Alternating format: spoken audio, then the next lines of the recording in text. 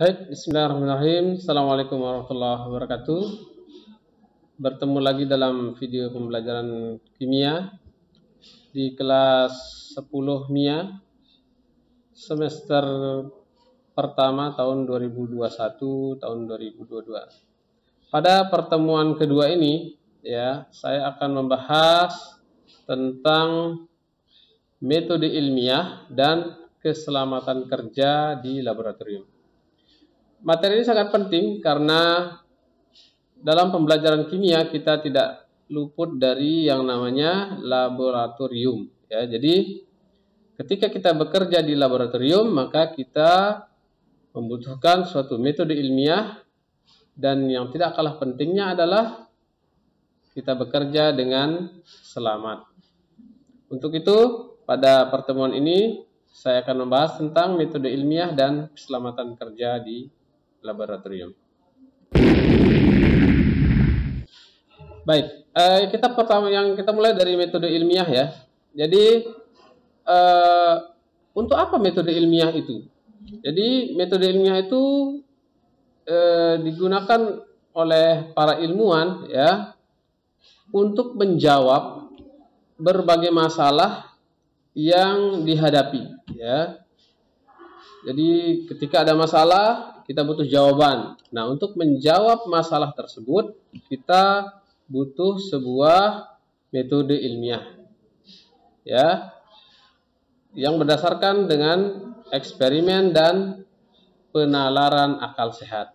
Jadi dalam kimia, untuk menjawab sebuah tantangan, kita membutuhkan sebuah eksperimen. Baik. Lalu apa definisi dari metode ilmiah itu? Metode ilmiah adalah suatu cara yang sistematis yang digunakan oleh ilmuwan untuk memecahkan masalah-masalah yang dihadapi. Jadi di sini kata kuncinya adalah sistematis jadi berurutan. Tidak bisa dia lompat-lompat gitu. Jadi ada urutan-urutan dalam metode ilmiah yang nanti akan kita bahas lebih lanjut. Baik. Berikutnya adalah seperti yang saya katakan tadi, metode ilmiah memiliki urutan atau langkah-langkah. Di antaranya yang pertama adalah merumuskan masalah. Jadi ketika kita punya masalah, maka kita rumuskan masalahnya. Jadi kalau kita tidak tahu apa masalah kita, bagaimana kita bisa menyelesaikannya? Jadi yang langkah pertama adalah merumuskan masalah. Bagaimana caranya? Maka kita susun masalah itu dalam kalimat tanya. Misalnya, benarkah vaksin dapat mencegah corona? Nah, ini masalahnya Jadi kita rumuskan dalam kalimat tanya. Setelah kita merumuskan dalam kalimat tanya, maka langkah kedua adalah kita mengumpulkan data atau mengumpulkan keterangan untuk bisa menjawab apa yang kita rumuskan tadi. Jadi kita kumpulkan keterangan bisa dari literatur, dari bacaan, dari jurnal, dan yang lain sebagainya. Kita kumpulkan masalah yang berhubungan dengan kita mengumpulkan data atau referensi atau keterangan yang berhubungan dengan masalah yang kita hadapi tadi. Bisa dipahami ya? Baik. Langkah ketiga adalah membuat hipotesis. Di mana hipotesis ini adalah jawaban sementara dari pertanyaan yang kita ajukan pertama tadi di awal. Jadi setelah kita mengajukan pertanyaan, kemudian kita kumpulkan datanya, baru kita menarik kesimpulan sementara atau jawaban sementara dari pertanyaan kita. Setelah itu baru kita melakukan percobaan. Percobaan ini kita lakukan untuk membuktikan apakah hipotesis kita itu benar atau salah. Jadi kita lakukan eksperimen. Misalnya tadi, apakah vaksin bisa mencegah seseorang dari corona? Maka kita kumpulkan keterangan tentang vaksin, tentang corona. Setelah itu kita membuat hipotesis. Oh, ternyata vaksin bisa mencegah dari corona. Kemudian kita lakukan eksperimen. Kita lihat misalnya eksperimennya bisa berupa observasi, bisa berupa penelitian langsung gitu Jadi kita kumpulkan datanya. ternyata yang sudah divaksin berapa? Apakah yang sudah divaksin ini bisa kena apa enggak? Kita teliti gitu. Berikutnya adalah setelah kita melakukan eksperimen atau percobaan baru bisa kita menarik kesimpulan. Nah, kesimpulan ini bisa membenarkan hipotesis, bisa juga ya menyalahkan hipotesis. Gitu. Maksudnya tadi dugaan kita benar, bisa saja dari hasil eksperimen dugaan kita keliru. Oke, dan setelah kita menarik kesimpulan barulah kita menulis laporan. Ya, tulis hasil eksperimen itu ditulis. Oke. Baik, berikutnya adalah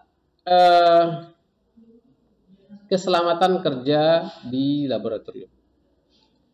Bekerja di laboratorium ini kita akan berhadapan dengan bahan-bahan yang memiliki karakteristik yang berbeda-beda, ya.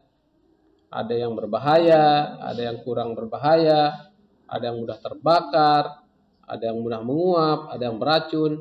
Nah, karena itu kita perlu melakukan langkah-langkah dalam bekerja di laboratorium demi keselamatan kerja. Ya, jadi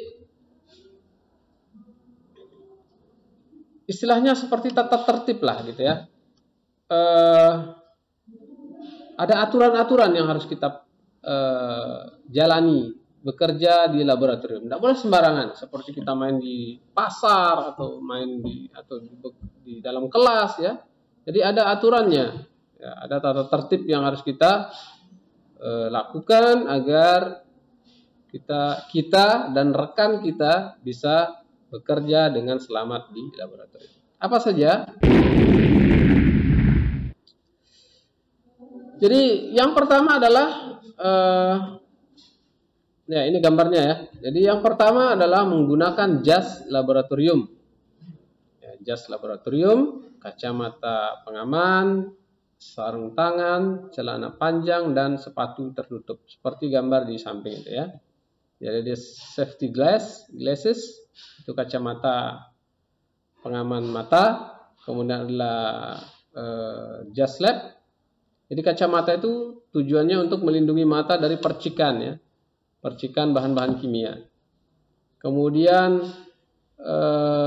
jas lab juga tujuannya untuk melindungi badan ya dari tumpahan atau percikan bahan kimia yang supaya tidak langsung mengenai kulit. Ya. Dan ini harus lengan panjang ya, supaya bisa menutupi sebagian besar dari tubuh kita, seperti jubah gitu bentuknya. Nah, kenapa warnanya putih? Ya, itu untuk memudahkan kita jika terkena bahan kimia langsung terlihat ya. Kalau warnanya hitam atau warnanya gelap nanti tidak terlihat kalau kena tumpahan bahan kimia. Jadi kalau putih cepat sekali terlihat. Ya, ada fungsi yang lain juga ya. Fungsi yang lain kita bisa menjadikan dia background untuk melihat ya, untuk membedakan warna. Ya, jadi kalau membedakan warna larutan, kalau backgroundnya putih, ya misalnya tangan kita, jadi backgroundnya nanti cepat kita bedakan warna. Kemudian berikutnya adalah sarung tangan ya. Sarung tangan itu usahakan yang tidak mudah bereaksi dengan bahan kimia ya. Misalnya terbuat dari karet biasanya. Oke, tujuannya apa? Tujuannya supaya zat-zat kimia itu tidak langsung mengenai tangan, mengenai kulit. Kemudian celana panjang ya, tidak boleh kita kerja dengan celana pendek. Ya. Jadi usahakan tertutup ini semua kulit itu tertutup ya. Kemudian sepatu ya, sepatu usahakan sepatunya yang menutupi mata kaki ya, sepatu yang menutupi atau seluruh bagian kaki. Ya percuma kalau pakai sepatu berlubang-lubang kayak sepatu sandal itu ya, nanti kena tumpahan bahan kimia nanti kena ada di kaki. Ya, tidak bisa melindungi kaki, tidak ada gunanya gitu. Jadi gunakan sepatu yang tertutup. Oke. Masih pada tata tertib di laboratorium, jadi tidak boleh ya makan apapun di dalam lab. Ya, tidak boleh makan dan minum apapun di dalam lab. Kenapa? Sangat berbahaya. ya, nanti ada temennya yang jahil atau tangannya terkontaminasi bahan kimia, ya, nanti begitu makan langsung keracunan, bahaya. Ya. Oke. Berikutnya adalah masih tata tertib juga. Sebelum praktikum hendaknya membaca petunjuk praktikum dengan cermat, ya, karena ketika kita sudah masuk lab itu artinya kita sudah mengetahui apa yang akan kita lakukan di lab. Ya. Ini namanya ilmu qabla amal. Ya. Jadi kita berilmu dulu sebelum kita beramal. Oke. Berikutnya adalah mencuci tangan dengan sabun dan air bersih sebelum dan setelah praktikum. Jadi kalau masa pandemi ini kan kita cuci tangan, sana sini cuci tangan gitu ya. Nah, dalam kimia, ya, sebelum adanya pandemi ini kita sudah cuci tangan gitu, di lab. Cuci tangan pakai sabun, air mengalir gitu ya. Itu sudah kebiasaan orang-orang lab sejak dahulu kala sebelum ada pandemi ini, ya. Jadi harusnya sudah terbiasa nih, orang-orang kimia cuci tangan sudah terbiasa. Kemudian berikutnya adalah tidak menggaruk kulit yang terkena bahan kimia. Jadi kalau terkena bahan kimia jangan digaruk ya, walaupun gatal tidak boleh digaruk. Kenapa? Karena bisa saja terjadi dikenai oleh bahan yang iritan ya, terkena iritasi, begitu digaruk langsung terkelupas kulitnya. Ya, jadi sebaiknya langsung dibersihkan menggunakan air. Ya, langsung dikasih air bahan yang terkena bahan kimia. Oke. Berikutnya adalah tidak boleh bercanda di dalam lab. Ini bahaya ya. Banyak terjadi peristiwa kebakaran atau tumpah bahannya karena bercanda. Ya, terutama ini anak-anak cowok nih yang suka narik porsi temennya. Begitu temennya duduk langsung jatuh. Nanti dia sedang membawa bahan kimia terjatuh ke badannya kan gimana nanti? Ya, ini zalim namanya sama temennya. Tidak boleh bercanda di lab. Perhatikan itu. Kemudian berikutnya tidak boleh berlarian, walaupun kebakaran tidak boleh berlarian. Kenapa? Karena bisa menimbulkan bahaya yang lebih besar. Ya, jadi tenang, keluar aja, keluar. Ya. Karena kalau berlarian nanti bisa menabrak bahan-bahan yang ada di lab. Itu bisa lebih berbahaya lagi. Oke, ya. Baik, itu tadi tata tertib yang harus dipatuhi di laboratorium. Berikutnya adalah penggunaan bahan kimia di laboratorium. Ya, ini ada hal-hal yang harus diperhatikan dalam menggunakan bahan-bahan kimia. Ya. Yang pertama, jangan menggunakan bahan kimia yang tidak jelas labelnya. Jadi kalau ada bahan kimia di lab, tidak ada labelnya, jangan dipakai. Ya, disingkirkan aja, ya, dibuang di tempat pembuangan yang sudah ditentukan. Ya, tidak boleh dipakai karena kita nggak tahu apa bahannya. Gitu. Kemudian berikutnya jangan menyentuh bahan kimia dengan tangan. Ya. Tidak diizinkan menyentuh bahan kimia dengan tangan. Pakai apa nyentuh? Ya, pakai alat, pakai sendok, pakai pinset, ya, atau pakai pipet atau yang lainnya. Ya. Kemudian gunakan pipet untuk mengambil larutan. Ya, tidak boleh dituang langsung, ya, bahaya itu. Nanti tumpah-tumpah ya, harus pakai pipet. Nanti ada beberapa jenis pipet nanti akan kita jelaskan. Oke, dilarang memanaskan atau menguapkan cairan organik di tempat terbuka. Ya.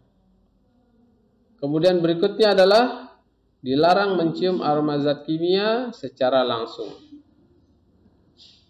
Dilarang mencium aroma zat kimia secara langsung. Jadi maksudnya gini, ada bahan kimia langsung dicium. Tidak boleh begini, tidak boleh cium. Harus caranya dikipas-kipaskan ini. Ya. Oke. Berikutnya adalah penanganan alat dan bahan kimia. Oke. Jika bahan kimia atau uap beracun telah memenuhi ruangan, segera lakukan evakuasi. Jadi misalnya kita melakukan bakar-bakaran di dalam lab, kemudian asapnya penuh, maka hal yang harus dilakukan adalah kita keluar dari lab dengan tenang. Itu sebabnya lab yang bagus itu ada blowernya di atas. Ada blower, nanti disedot udaranya keluar gitu. Jadi udaranya tidak penuh gitu ya. Berikutnya adalah zat kimia yang tumpah di meja praktikum atau di lantai harus segera dinetralkan sebelum dibersihkan. Jadi begitu tumpah, zat asam tumpah, Maka dinetralkan dulu, bisa dengan air atau bisa dengan zat yang lain yang bisa menetralkan zat tersebut. Setelah dia netral, baru diambil, baru dibersihkan. Ya, tidak boleh langsung diambil, bahaya.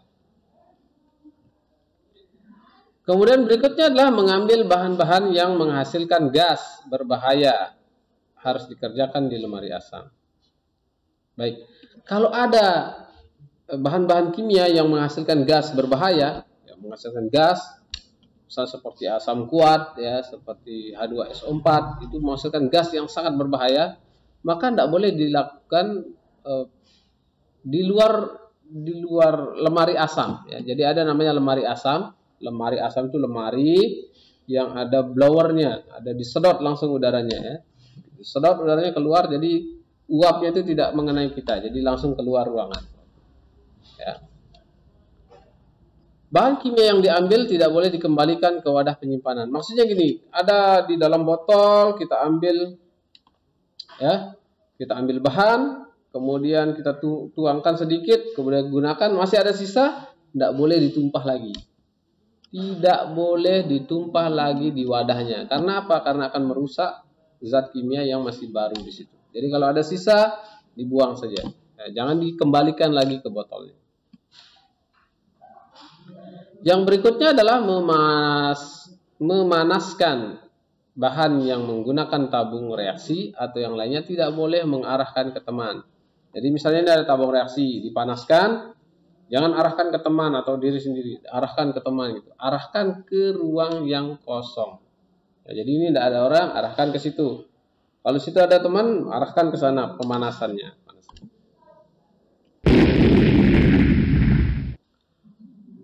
Oke, berikutnya adalah tanda bahaya di laboratorium. Ya, tanda bahaya di laboratorium.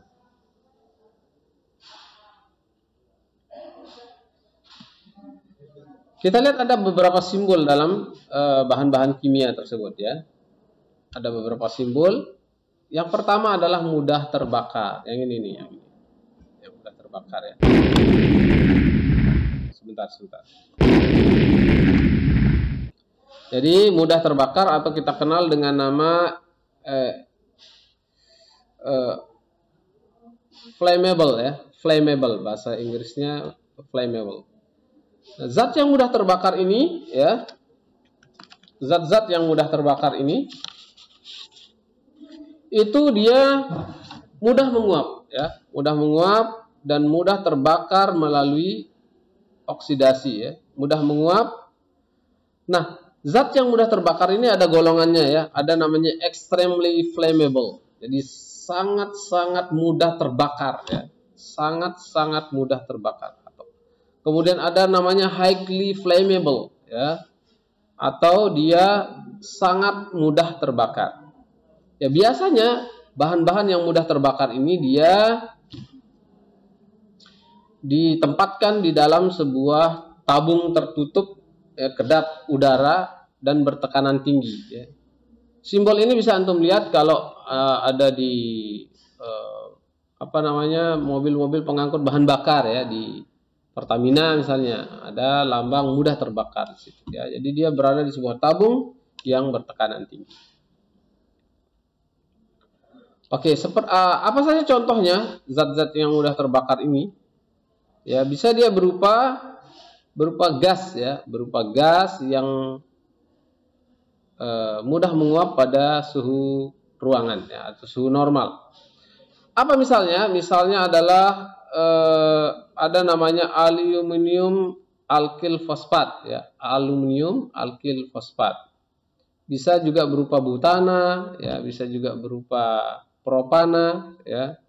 Bagaimana caranya ketika berhadapan dengan bahan-bahan yang ada simbol seperti ini? Maka kita hindari kontak dengan udara. Jadi karena dia mudah menguap dan mudah terbakar, hindari kontak dengan udara.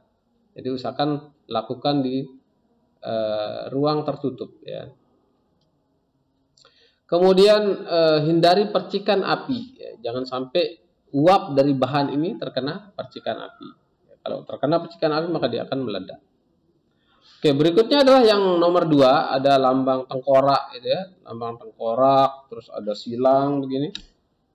itu artinya dia beracun ya, beracun. Toksik ya. Toksik artinya beracun. Nah, beracunnya seperti apa? Bisa saja bahan ini masuk lewat mulut atau dia masuk lewat inhalasi atau pernafasan. Bisa juga langsung kena kulit dan dia meresap lewat pori-pori kulit. Gitu ya. Nah, jadi jika terkena bahan ini segera dimuntahkan ya, atau cuci dengan air atau minum air yang banyak kemudian muntahkan. Atau minum susu ya, karena susu bisa menetralkan bahan-bahan beracun. Baik, berikutnya adalah oksidator ya, oksidator atau bahan pengoksidasi ya. Ini biasanya bahan ini mudah menguap ya dan mudah terbakar. Ya, mudah menguap dan mudah terbakar melalui reaksi oksidasi. Ya. Apa sebabnya? Bisa saja karena udara panas ya, percikan api atau reaksi dengan bahan reduktor. Karena dia oksidator, maka dia bereaksi dengan bahan reduktor. Nah, contohnya apa? Contohnya adalah hidrogen peroksida atau H2O2. Ada juga kalium perklorat namanya. Ya. Ini juga merupakan bahan yang pengoksidasi. Oke, berikutnya adalah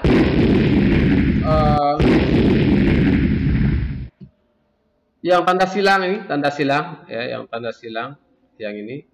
Tanda silang ini itu artinya X itu ya, maksudnya X ya. Itu menimbulkan iritasi ya, menimbulkan iritasi. Nah, X ini ada XI, simbolnya ada yang XI, ada XN, ada yang XI inflamasi, ada yang melalui zat yang iritasinya bisa melalui dihirup, ada juga yang melalui kulit, jadi terkena kulit iritasi. Dan terkena hidung bisa dihirup bisa menyebabkan iritasi. Yang berikutnya adalah mudah meledak ya, mudah meledak atau dikenal dengan nama eksplosif ya. Ini juga sering antum lihat ya di mobil-mobil pengangkut bahan bakar, dia merupakan bahan eksplosif.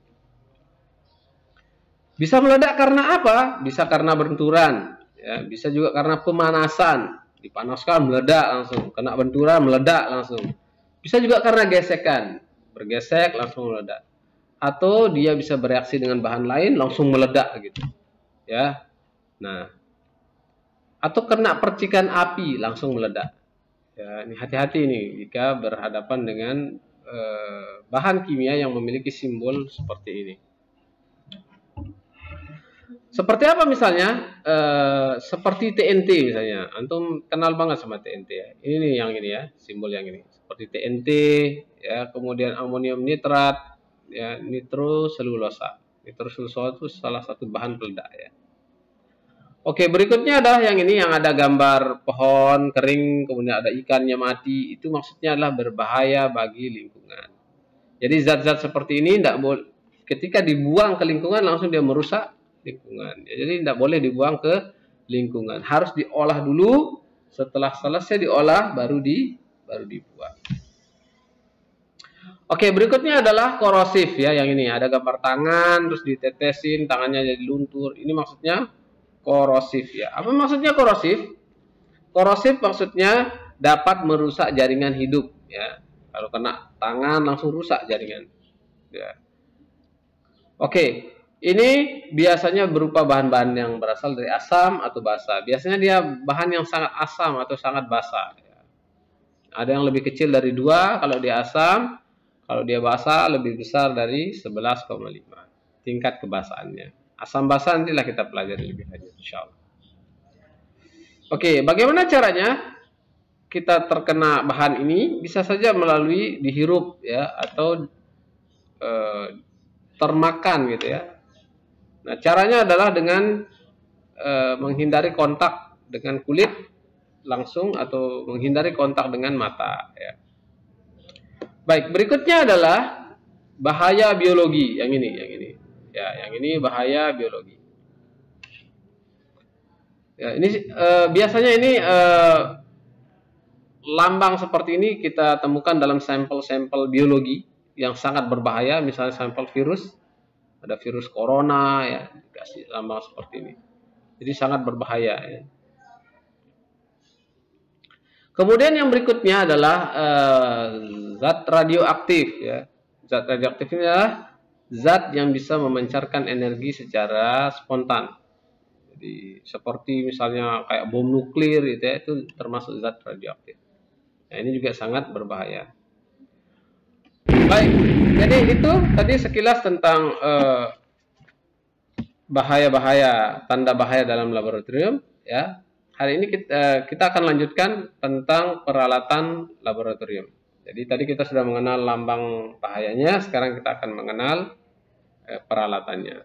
Mungkin tidak bisa saya bahas semua ya, tapi sedikit saja dulu.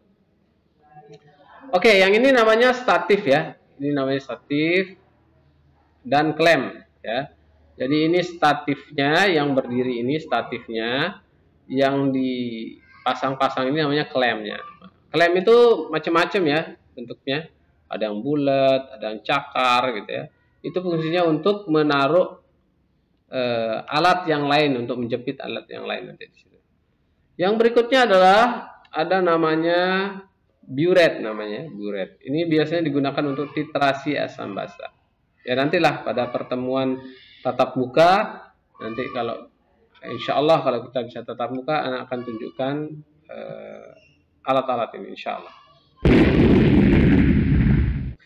Ya masih pada bahan laboratorium, alat-alat laboratorium. Yang berikutnya namanya gelas ukur. Jadi ini gelas terbuat dari kaca, ada juga yang dari plastik. Fungsinya untuk mengukur larutan, mengambil larutan dengan jumlah tertentu ya. Macam-macam ukurannya itu, ada 10 mili, 100 mili, 200 mili, 500 mili, bahkan ada yang 2 liter ya. Oke. Yang berikutnya ada namanya Erlenmeyer, Erlenmeyer ya. Erlenmeyer ini digunakan untuk menaruh atau tempat menyimpan bahan-bahan kimia yang akan digunakan dalam praktikum. Ya, bisa juga gunanya untuk titrasi nanti ya. Baik. Berikutnya adalah ya ini pipet ya, macam-macam pipet. Ada namanya pipet tetes, ada namanya pipet ukur, ada namanya pipet gondok. Ini namanya pipet gondok ya. Oke. Berikutnya adalah tabung reaksi. Ya, tabung reaksi ini tempat mereaksikan bahan-bahan kimia dalam jumlah kecil. Ya, terbuat dari kaca ini. Ya. Bisa juga untuk menaruh beberapa bahan kimia dalam jumlah sedikit. Oke. Nah, yang ini namanya corong ya, corong gelas. Ini terbuat dari kaca, ada juga terbuat dari plastik. Gunanya adalah untuk memindahkan atau memasukkan zat cair ke dalam wadah yang mulutnya lebih kecil ya. Baik. Berikutnya adalah ini namanya kaca arloji ya. Kaca arloji ya, tempat menimbang zat ya. Kalau kita mau menimbang zat, kita taruh di kaca arloji. Ya. Berikutnya adalah namanya cawan porselin ya dan mortar. Ini namanya cawan porselin, ya, cobeknya ini. Kemudian untuk menumbuk itu namanya mortar ya. Jadi gunanya untuk, ini terbuat dari porselin seperti namanya, gunanya untuk menghaluskan bahan-bahan yang akan dihaluskan. Oke. Berikutnya adalah ada namanya pembakar spiritus ya, atau pembakar bunsen ya. Nah, ini namanya pembakar spiritus yang model jadul ya. Ini pembakar spiritus yang modelnya terbaru ya. Lebih bagus yang canggih lah ya, insyaallah. Apa fungsinya? Fungsinya untuk memanaskan zat ya. Memanaskan zat. Jadi misalnya zat yang akan dipanaskan itu kita taruh di gelas kimia. Ya, gelas kimia ini tahan terhadap panas. Biasanya untuk memanaskan zat itu pakai gelas kimia. Kemudian ini di bawahnya ada namanya kasa asbes. Kasa asbes ini untuk tempat wadah menaruh gelasnya. Dan ini namanya kaki 3 ya. Ini kaki 3 namanya sebagai jangkehnya itu, sebagai tempat penyangganya. Kemudian yang tadi namanya adalah pembakar bunsen ya, atau pembakar spiritus. Oke, sampai di sini dulu ya pertemuan kita. Jadi insya Allah nanti kita akan lanjutkan pada pertemuan berikutnya ya. Kalau ada pertanyaan silahkan dijapri lewat WhatsApp ya, atau bisa juga nanti masuk ke Google Class-nya ya. Baik, hari ini kita cukupkan. Sekian, Assalamualaikum warahmatullahi wabarakatuh.